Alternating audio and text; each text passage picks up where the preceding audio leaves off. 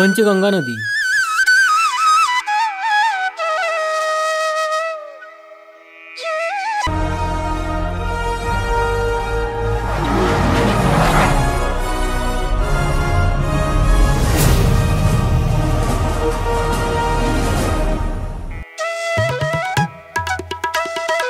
ही पश्चिम महाराष्ट्रातून जाणारी महत्त्वाची नदी आहे।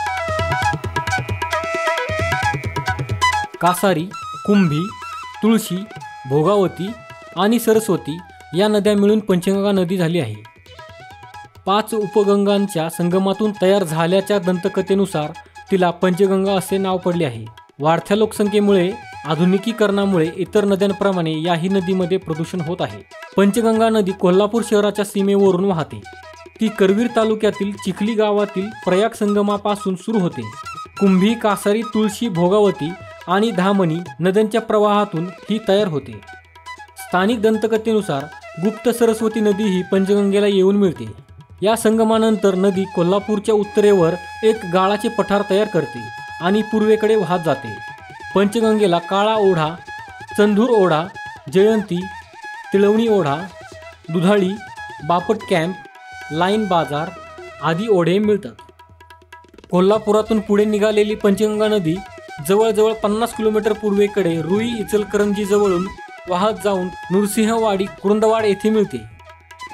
या नदीला हातकणंगले येथील आळते टेकडीवरून येणारा आणखी एक महत्त्वाचा प्रवाह कबनूर जवळ मिळतो। पंचगंगा नदीची एकूण लांबी 80 किलोमीटर आहे। पंचगंगा ही कृष्णा नदीची एक प्रमुख उपनदी आहे। पंचगंगेच्या उपनद्या कासारी, कुंभी, तुळशी, भोगावती आणि गुप्त सरस्वती।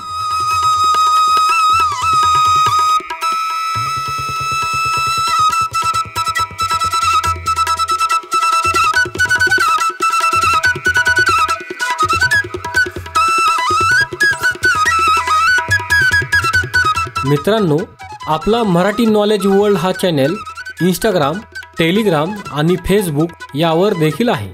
तिथे फॉलो करण्यासाठी डिस्क्रिप्शनची लिंक नक्की पहा।